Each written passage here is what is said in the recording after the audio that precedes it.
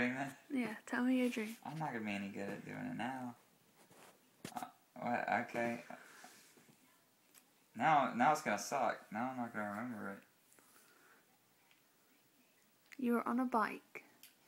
Alright, so the detectives were in California. We have a show in California. But rather than driving with them, I just told them, hey, I'm just going to take this bike. I have a bicycle. And so you ride your bike yeah, from Mississippi to California. Yeah, I rode my bike from Mississippi to California, and I was fast. I was riding the bike just as fast as the cars. So on my way to California, make it to California, and I don't know actually where the detectives are performing. And I'm like, oh crap, I don't even know. I don't know where I'm supposed to be at. And I get in this studio, and I'm like, well, where? I don't know where I'm at. I'm in this really nice studio, this really nice building. I'm kind of walking around the halls, you know, I'm seeing people walk around. No one's really stopping or paying attention to me. And I get in this one room, and I remember the room was very red. It had a red carpet. It looked very royal, like British royalty.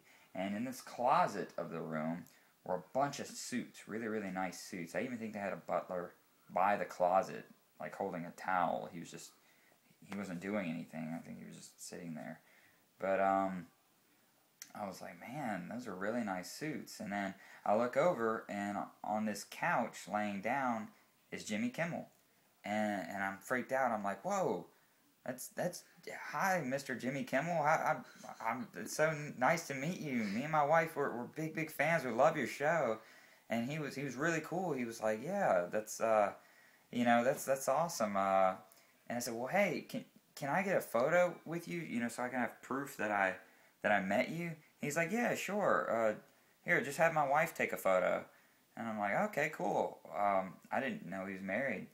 But he's not really married. I don't think he is. He is not married. Okay, well, his wife was there, and she was, so she's going to take a photo. And he said, you know what would be funny is if, come here, come sit on the couch with me. I'm like, all right.